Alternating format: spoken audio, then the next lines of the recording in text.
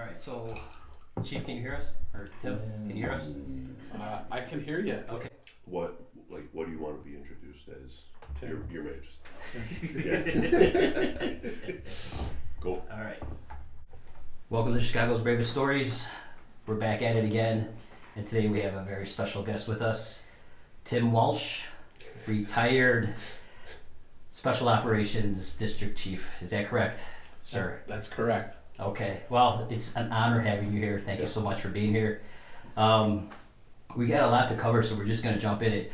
But first and foremost, how's that brandy old fashioned? Not too sweet? Top shelf. Oh. Top shelf. So before, I made a promise to somebody, so hold on. Okay. Don't forget. Uh-oh. So we're still recording, but when we asked for people for stories, a special somebody came And dropped off jelly jelly beans. beans. Yeah, I saw those on the counter. Yeah, my belly hasn't been so good since I retired. I haven't eaten a whole half bag or a half container of these in a while. Well, those are yours, sir. Okay, They were thank dropped you. off. Can you take a guess who might have come to the studio? Somebody from headquarters. Somebody from headquarters. My guess would be Ambrose or Arf. It was Arf. Yes. It definitely was Arf. Yep. He made a special trip here just to bring you That that. was very nice of him. And stop calling me sir. All right. Well, let's start from the beginning. What year did you come on the Chicago Fire Department? So I came on in July of '86 in a class of about 50 single role paramedics, and it was probably one of the biggest single role paramedic classes that the fire department hired. It was the same class where they hired 150 firefighters off the new firefighter list. So there was 200 of us in the academy together. We were only down there 6 weeks, and I think the firefighters were down there for 12 weeks. So I mean, tons of great guys and girls that everybody knows and heard of, guys that were my mentors and girls that were my mentors my whole career. And some of them, there's still a few left from that July of '86 single role class. What made you want to get in the fire department? Family or? No relatives. My uncles and my grandfathers were all city coppers, and actually we moved out to the suburbs when I was 6, so like 1970 from Brainerd, from 89th and Laughlin. That's where I was born and raised in the St. Ethelreda parish. And then we moved to the suburbs out to Hanover Park, which was pretty far away. My dad was a home builder at the time, and that's where they were building homes. That's where people were moving to. So we moved out there, and when I was in high school, I kind of wanted to be a firefighter paramedic. And so I went to the firehouse, and when I was... You went to the firehouse in Hanover Park? In Hanover Park, that's where I started at 15 in 1980 with another guy that's on the job, Tommy Garswick, who's still a fireman on Squad 5. He retires this year. We both started there together. And they had a cadet program for kids that wanted to get involved in the fire service, where we actually slept in at the firehouse and stayed there and learned about what it was. And they put me through EMT school. They put me through paramedic school. I went to EMT school at Election Brothers. I went to medic school at Sherman Hospital in Elgin. And they did live fire training there. They had acquired structures. They didn't have it wasn't as fancy as it is now. Chief Craig Haig is the chief out there now. It's pretty top shelf. But the guy that broke me in, Kenny Zachard, who retired as the deputy chief there, was my shift commander. And he's the guy that broke me in. And it was kind of a twofold thing. He was a chef by trade. No shit. And he taught me how to cook. And I got a job in his restaurant. Did he cook at the firehouse? He cooked for a restaurant, so we were all paid on call at the time. His full-time job was he was an executive chef for 2 restaurants out in the northwest suburbs named Daniels and Litvin's. They were very famous at the time, back before I was old enough to drink and go to nightclub. But he gave me a job as a prep cook, and I learned how to cook out there, so I picked up a life skill that came in handy in the fire service later on. But he just retired a couple of years ago too. I started there. And then from there, I moved to Burrs Ambulance because I wanted to put my name on the city list. So they were at 1637 North Cicero. So you were with Burrs as a paramedic? Correct. Okay.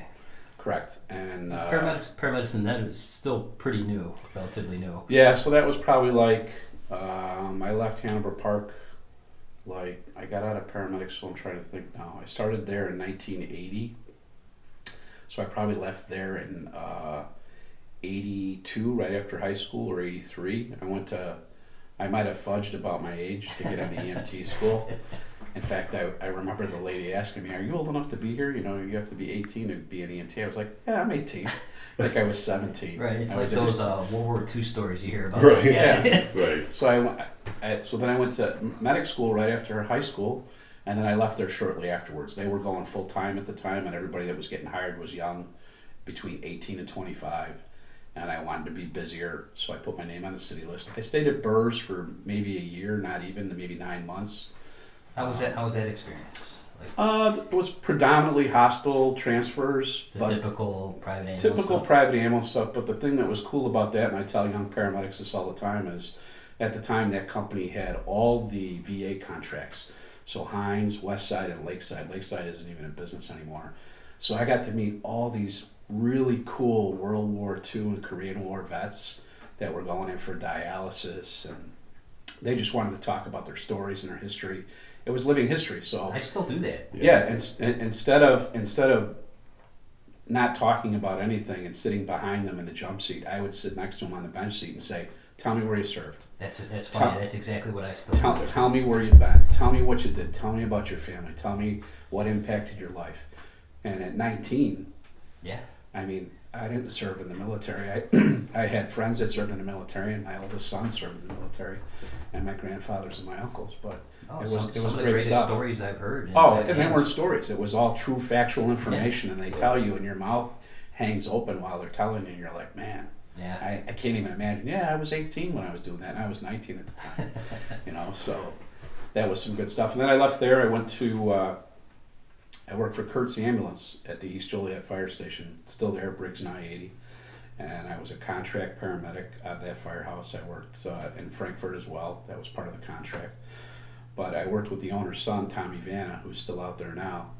And nobody wanted to work with him because he was the owner's son. But you guys know me, Vince knows me, I kind of speak my mind, so it's on my mind all the time. So I was an obvious choice to work with the owner's son. And Tommy's a great guy. He and Michelle, his wife, are godparents to one of my sons, and I'm godparents to their daughter, Amy. And it was a fast friendship. And I think he sold the company. I think A&R bought Kurt's, but he still owns funeral homes out there. And then I got called for the fire department in July of '86 with Paul Smith, who retired last year. He was lieutenant on Truck 41, and we were single role paramedics. So back then, when you came on, was there still a separation of single roles and fire, or it seems like you guys did a lot together though? There, you know what? Back then, and I think it's still kind of the same wherever you end up. It depends on the firehouse that you end up. But like, there was some really cool senior guys when I first came on. I got assigned to 47's house on the 2nd platoon. Johnny Franco and Richie Sturm and Andy Schlee. The captain was Vern Sobieski, and Jerry Burns was the lieutenant on the engine. Richie Bouchel was another guy that comes to mind. And all those guys were at my wedding. I think I got married, a couple years after I got on the job. My wife Deb and I were still married. All her doing, not mine. And they were great guys. They were family men, and there was none of this. There was not a lot of rub, at least for me, between the paramedic and the firefighter stuff. They took care of me. They did whatever I needed. I helped out where I could when I was in the house. They had me cook sometimes because they didn't like the swing cook that was cooking because the regular cook was off. And a guy like Johnny Franco, who just retired a couple of years ago, worked busy companies his whole career, would jump on the ambulance with my partner Kevin O'Shea at the time, so that while I you could were cook. cooking? So that I could cook. Oh, Yeah, we need to go back to those days. Yeah, we need to go back. So those guys there in that firehouse, when I was a candidate and when I was an FPM, I only spent a couple of years there. They were aces, every single one of them. Yeah. Yeah, so you had a good experience during the time where there was a little friction between the single roles and the. Well, I caused some of that friction myself, so Yeah. I think that's a little further up. That was during Danny Fabrizio's first or second administration when they were talking about putting us on 8 hours. And I was an EMS steward. I think Northeye was the director of EMS at the time. And there was some pretty heated exchanges about what kind of shift we were going to be put on. So at that time, you were the single role paramedics were still on the fire schedule, right? Correct. 24 on, 48 24 off. on, 48 off with a daily day. So, and same furlough time that the firefighters had. So what was the reason that discussion even came up to change? It was the FLSA lawsuit. So if you were on the job at that time and you were part of the FLSA lawsuit, you received a pretty large chunk of money at the time. I think I got like 20 grand take home from that lawsuit. And that lawsuit was sponsored by the International and Local 2.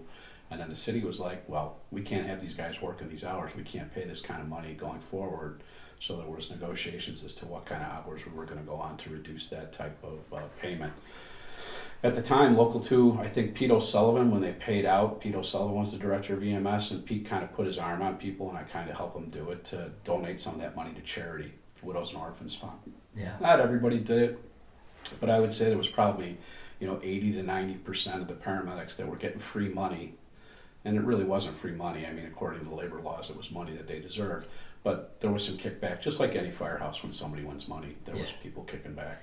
So I think that was the nexus of the hours change that you guys now know about now. Well, so people who are listening to it have no clue what you're talking about. From what I understand, the Fair Standards Labor Act, Fair Labor Standards Act. and what it really boiled down to was language, right? They instituted that, what kind of constituted hours and a 40-hour work week, and when they wrote it up for firefighting, paramedics weren't included in that language. Correct. So it's just based on a 40-hour work week, and the difference between working the full week as opposed to, being, punching a clock from, 8 o'clock to 4 or something like that.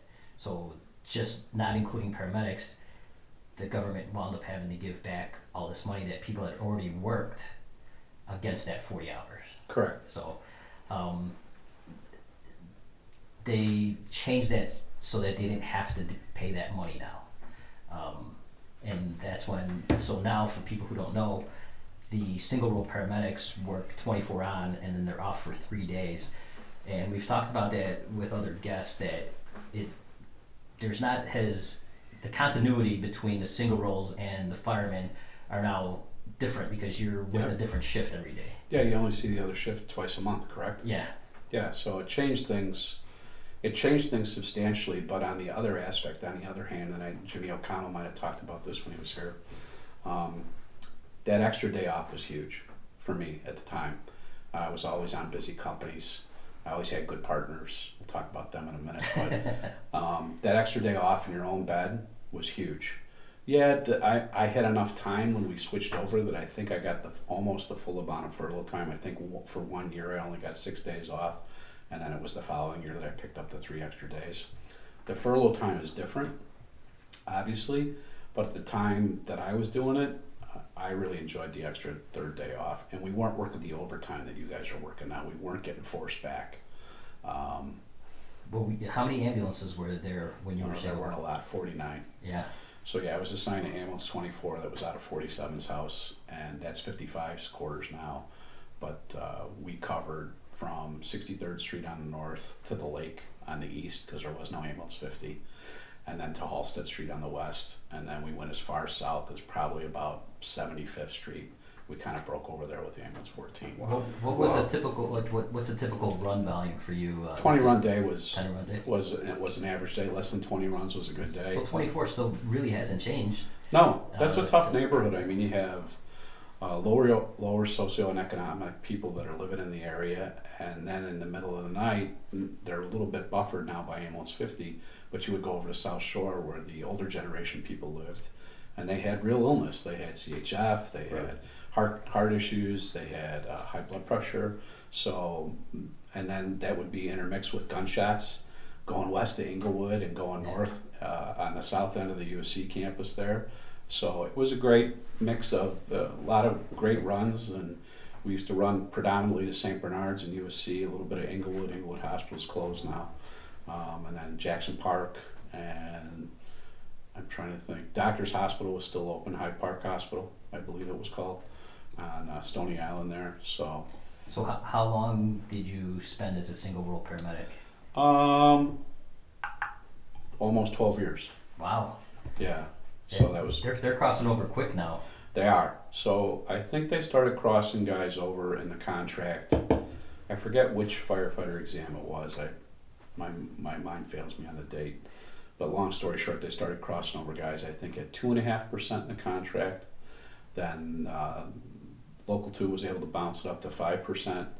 And then I think Local 2 was able to bounce it up to 10%. And then they didn't have a lot of guys that were available to cross over in my class. So my class was some retreads that couldn't pass when we crossed with the regular civilian class. There was like maybe a half a dozen of those guys. And then they were making a bunch of engines ALS, so they needed a lot of medics. So they had a special class of 50 medics. So they took 50 medics right off the street. That's a lot. And put them in class to become firefighters. And Herbie Johnson was one of my instructors. Yeah. And and just a lot of great guys down there breaking us in and being honest with us. You know, I wasn't born with a crooked nose, so I always speak my mind. Yeah, it's a benefit and a curse at the same time. But I've been lucky. I've been raised by good people on this job that were always able to tell me, hey, you need to shut up. You're wrong, and this is why. So, you know, I've been lucky in that respect. So you spent, 12 years is a long time.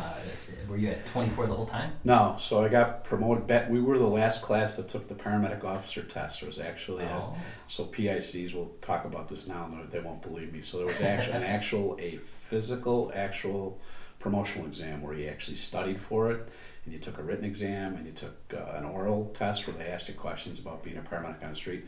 I think I took that in late '87. I was only on for a year, and then the list came out early '88, and I was promoted. I landed 25. I got promoted right away. So then I relieved pretty much the rest of my career because you couldn't get a spot back then. Yeah. There were people with 10 and 15 years that were working busy spots, and you needed 20 or 25 Well, you years. only had 49 ambulances. Didn't matter, yeah, there was only 49 ambulances. There was no place to go. So I didn't get assigned as a PIC. I relieved in the 5th district, I relieved in the 6th district. There was no 6th district anymore. I didn't get a spot as a PIC. My first assignment was ambulance 29 at truck 24's house at 104th and Vincennes. So people listening, PIC is the paramedic in charge. So you went from your duties basically driving and administering care to now you're the officer of that ambulance. You know, you're in charge of documentation and, you know, I'm sure things were the same back then, you know, airway management and, you know, just all the administrative stuff that goes on in that ambulance. Yeah, you know what? For me, it was easier. The breakover for me was when you guys went to the pads, right? The safety pads, and you had to do it all electronically. For me to crank out an MICU form was 5 or 10 minutes. So you strictly did paper the whole time? Strictly did paper. So I think there was, and I'm not trying to rub anybody the wrong way when I say this, so everybody put your big boy and your big girl pants on. There was a team effort in the back of the ambulance, especially when someone was sick.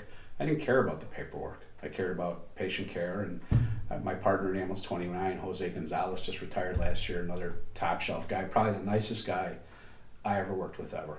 A true gentleman, never was mean, was never inappropriate. He was obviously the yin to my yang. And he was just a great guy. But yeah, I think there was that people would look at each other in the back of the ambulance and say, hey, this person's legit, this patient's sick, I need your help. And as the PIC, your job was airway. So I did a lot of intubations, I did EJs, external jugular sticks, stuff that you don't see paramedics do anymore. It's Cody's favorite. And yeah, some of the West Side guys and South Side guys and girls are probably still doing that, but I mean, they don't teach you that in school. That's something you pick up on the street from somebody else that teaches you, that's a senior person that shows you, hey, you can do this much faster, this is a great vein, and as long as you do it correctly, you're not going to have any issues. I mean, you can, you know, Cody will attest to this, that we physically sat down and I was like, you're going to do this, and I kind of, like, you talk about being thrown into the water, you know, from the first patient that was available, I'm like, you know, here you go, do this. Because that's the one that you want to practice, because there's going to be a time where that may be the only thing that you have, and it's perfect, and that's not the time to learn it. No, right. You know, so right, and I still think that Chicago Fire Department paramedics, and I may be grinding my own axe here, but they're some of the best in the country. I mean, I see people do stuff on the street, and I just retired a little while ago, so just last year, the end of last year, I saw paramedics do stuff on the street that generations before them had done. there's still traditions being passed down from generation to generation. And I'm not blowing smoke up the city. There's suburban paramedics and there's other cities that probably do the same thing. I don't always see that. I see what I see in my brothers and sisters that I work with on the street. And 90% of them are doing yeoman's work all the time, and 10% of them are loads. But that's with any job. Yeah. That's not. Yeah. Go to Microsoft. You're gonna Right. the That's percentages are going to be the same. That's not our profession Yeah. either. And maybe 90%'s a high number, depending on the day. But everybody Yeah. has good days and bad days. Yeah. You know? Okay. So you finished up your career on the ambulance, Mm-hmm. and for us in modern time, 12 years on the ambulance before crossing over is an eternity now. The way the turnover rate for crossing over, and for people who don't understand what that is a single role paramedic doesn't do any structural firefighting or doesn't do any of the fire suppression duties. So they're just strictly EMS. They're like the title suggests, single role paramedics. So you get the opportunity after when you're on a list and you get called to cross over to the suppression side, and then again you have to start back over. You got to go to the academy, and now you have to start going through your structural firefighting training.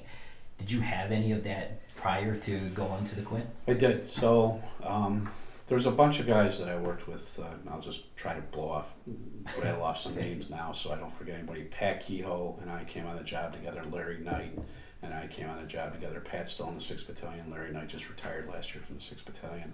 Paul Struby, Dave Thomas, Kitty Giblin, Joni Kelly, now Joni Marcourt after she got married. I had all these great people they had all these different jobs and all these different interests, and everybody knew at a young age, hey, you know what, this is a hard job, this is a great job, we love this job, but this isn't a job that you're going to be able to survive for 30 years. And there's people doing it now, right? So there's people going off the job, single role paramedics on the EMS side that have worked 25 and 30 years on an ambulance, which to me is remarkable, for lack of a better word. Because at the time, when I crossed over, I was probably just shy at 34 years of age. And I was like, man, I was on ambulance 41 down in the loop, which was pretty good. The loop wasn't too busy then. We'd get busy days, but we'd get 3 or 4 hours, sometimes 5-6 hours of sleep at nighttime. And that was a home run. But Pat Kehoe and I went to the Palos Fire Department. They were hiring part-time guys, and they would put you through the fire academy, so we kind of knew that we were going to cross over. We didn't know when, so we wanted to get our firefighter 2 out of the way. And we got hired by Palos. They put us through their academy. They had an in-house academy in that Mavis district. And we went there, and that started my special operations training. That's where I met guys from the Red Cart team, guys like Mike McCaslin and Larry McCormick, who were very instrumental in Oak Lawn, along with John McCaslin, who was very instrumental in the fire service in getting and training. I met those guys when I was in Palos, and they started breaking me in on technical rescue training. That was very early. This was prior to 9/11, so that was probably, so I crossed over in 98.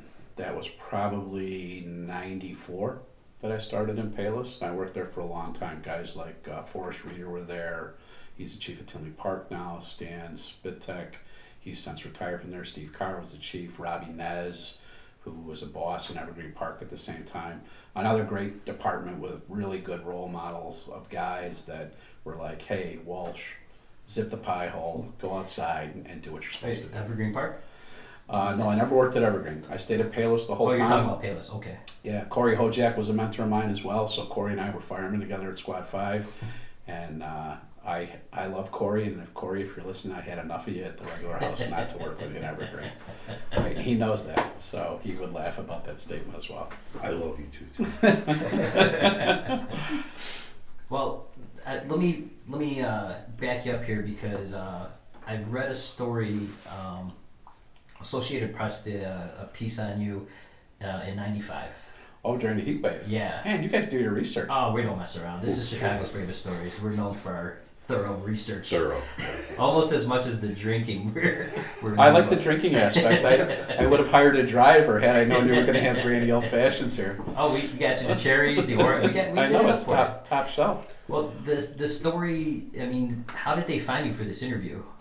I don't remember at the time how they got a hold of me. The heat wave was. Yeah, let's talk about that because the story in question sounds like you were at some multi room dwelling and you're just basically grabbing people and running them out of here and So there was like a bunch of dead people. Yeah, so if I remember correctly, at that time I was on ambulance 29 at 104th and Mid-Signs at truck 24, and just to the east of truck 24 Still District, there's an African American population that lives there, east of Vincennes, older, not well cared for, no access to health care. And if I remember correctly, we did 24 25 runs that day, and 10 to 12 of them were heat stroke cardiac arrest. I worked the first day of the heat wave, and then I was off for 3 days and I came back, so I worked the fourth day. So the fourth day was worse than the first day. Well, they were saying the temperature got up to 106 and it was ridiculous. So at the time, we didn't even have air conditioning in our house. We had an air conditioner in our bedroom. That was it. We lived on 107th Street. And we had a pool in our backyard. We were the only house in the neighborhood that had a pool in our backyard. So everybody in the neighborhood, all the adults, when I wasn't at the firehouse, they were in Walsh's backyard drinking in the pool. And we lived in the pool because it would only go down to like 90 or 95 at nighttime. It was ridiculous. And we knew, if you talk to people that worked during the heat wave, we knew something was off. And back, I'm not even sure when the breakover point was, but when I first was on the ambulance, and you'll get a kick out of this, when you called there was no such thing as calling a company for manpower. That didn't occur. You would ask for help, and if there was an ambulance available nearby, they'd send another ambulance. And that was all the help you got. So that's another. We'll talk about that in a minute. At 49 ambulances, there were a ton of extra ambulances. There was really not a lot of help. So there was multiple times back in those days where we would handle several runs at once. It was not uncommon to see 2 or 3 BLS patients on the bench seat. The office would call us and say, "Hey, we got one. You're on Halsted Street. it's on your way." It's on your way. It's on your way to Inglewood or St. Bernard's. Can you guys stop there?" And if we were BLS, it wasn't an issue. We grab somebody else and take them there. So no difference than busy West Side companies and busy South Side companies jumping on extra runs now. There wasn't the stringent guidelines that there were. Well, there wasn't a MARC division back then, right? There was not a MARC division. No. So there were district commanders back then. So my district commanders were two names from the past that you guys will laugh at. So Larry Makaitis was one of my district commanders, and Cesar Blanco was the other one. And I hadn't heard from Cesar Blanco in a very long time, but Chief Makaitis passed away a few years ago. Yeah, he was a pretty fair guy. Blanco, not so much.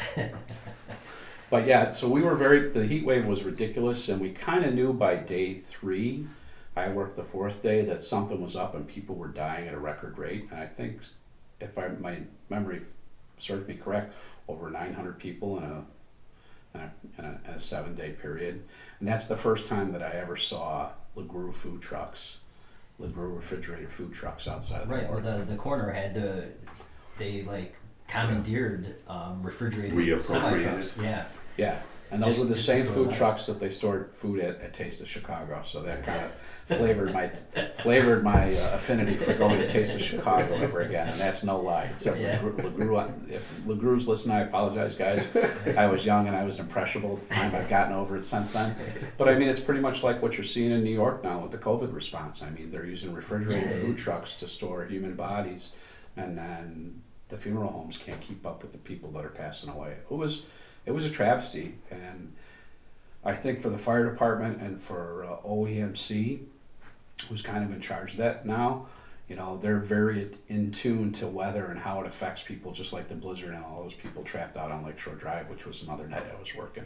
So That didn't fall under special operations. That whole Yeah, Was so it- I was working for Chief Fox at the time. We'll get into that. Okay. That's a whole nother story. Right, we're still crossing you over right now. Yeah, I'm not there yet. I'm not there yet. Right. And But yeah. only half a drink too. Yeah, and I'll have another drink. I Okay. promise.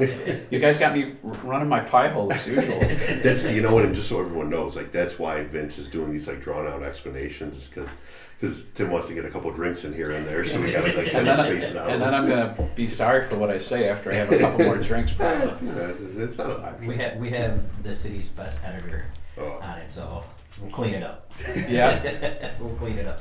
I mean, going back to like the COVID responses and you know, the reappropriating the freezer trucks, like that's something we talk about all the time, like doing this podcast, like we're like, I think us as firemen and paramedics, like we just have this attitude of like, you know, we're thrown in situations where we got to make something work. You know, Right. it's not like your standard, you know, your standard job where you walk in and you know, I'm an HVAC tech and you walk in and like, oh, well, the electric feed isn't here today, so I'm gonna have to make sure this happened. You know, I'll talk to this supervisor and get this done for next day. It's like we show up in a situation, we've got to do something one way or another. We got to try and fix this problem no matter what. And going along with like the COVID thing, you know, it's like, well, you know, we got freezer trucks. Keep it cold. Yeah, so you guys, I know Vince knows this because he and I have talked about it. So they have actually done studies on firefighters and paramedics across the country, right? Right. So that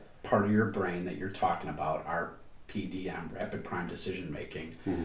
there's only a few professions in the world where people are given, here's what's happening, now decide. And there's not an option A, there's not an option B, there's an option C. You have to choose the best option at the time.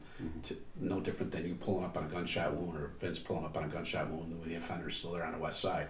Are we going to pull down the block? Are we going to stop here? Are we going to turn the lights off? You have to make a decision now. Right. So there's not a lot of jobs like that. And the autonomy that the fire department gives you when you're young. I was a 24-year-old paramedic officer from the suburbs with a year and a half of experience on the street. And now I'm making decisions with my partner as to how we're going to approach scenes, what we're going to do. It's a lot. I mean, I have a son that's 26, and I wouldn't want him to have to make those decisions now at 26, even though he was in the airborne and for 4 years. But I guess at the time, you don't think about it. You're like, yeah, no problem. We got this. This is easy. But that I imagine, I mean, just personally, that early in your career, having to make those decisions, it's like muscle memory. So that, you know, that decision making, you show up to a plan and you have, you know, 5 gunshot victims. Hopefully that you've done a plan with less victims and you kind of start building that muscle memory so that by the time you have a big incident, you know, let's say Navy Pier at 4th of July. Right. I mean, for instance, you know, when it You know, Oh, were you there that day with? Yeah. was he there? We haven't. He ran the whole I incident. haven't had a chance to talk to him about that. Yeah. But it's the same motion that you go through running a smaller plan. It just, the scale is bigger, but your decision making is the same. Correct. You know, you know what your priorities are, you know what you have to do, and you're mentally just going down that checklist. Yep. So, you know, if somebody is good at making those decisions on a small scale, that definitely 100% benefits you for the big one that's going to eventually come down in your career.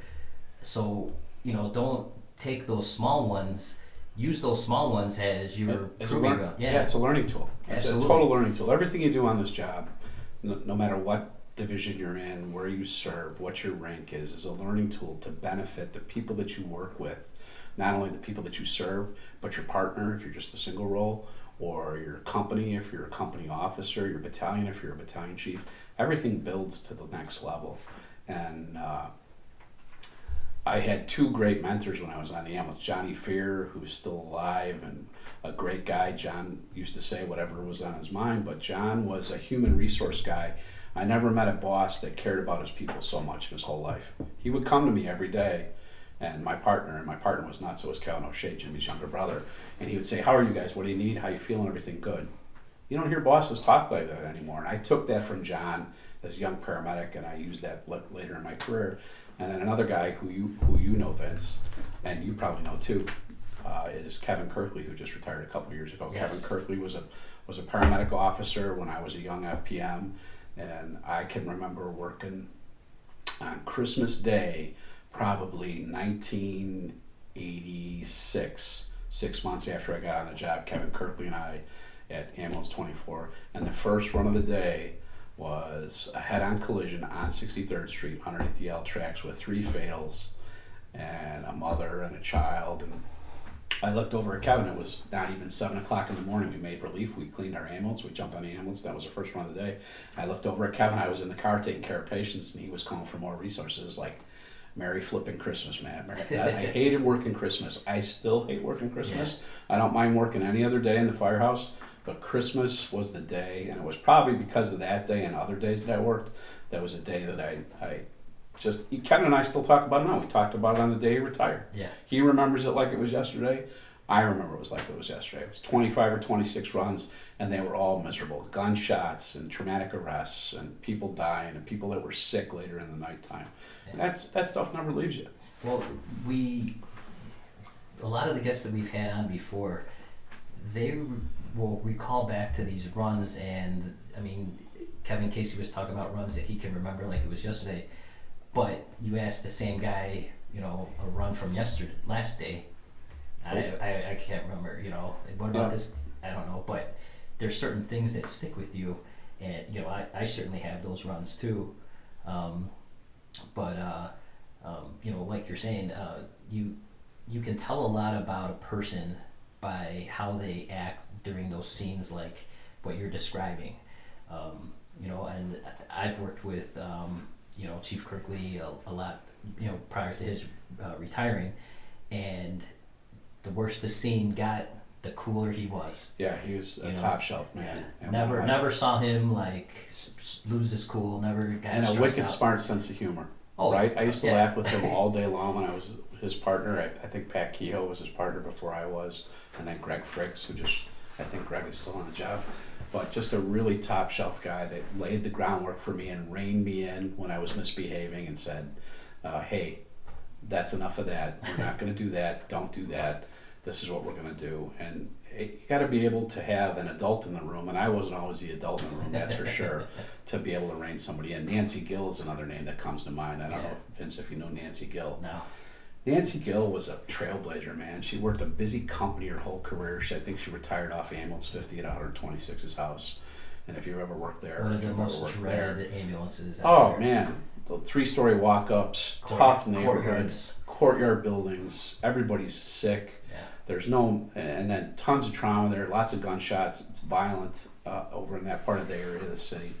And this lady never had a bad day. Much like Kitty Giblin, Joni Marcourt, Joni Kelly, always a smile on their face, always working hard. I worked with Kitty on Ambulance 33, Joan on Ambulance 38. You know, were you assigned at 33? At one point? No, so back when I was assigned to 41, that was when I first started doubling up medics. Okay. So it took me 11 years to get to Ambulance 41. and I thought I was like, man, this is effing ridiculous. I got look him in the face and tell him that. Is that where you're assigned? No, he has no idea the hardship. Like Ambulance 41, when I was, so that was like 1997, was the shit, man, because you were busy all day. You still probably did 15 or 18 runs, but at nighttime, the South Loop wasn't what the South Loop is now.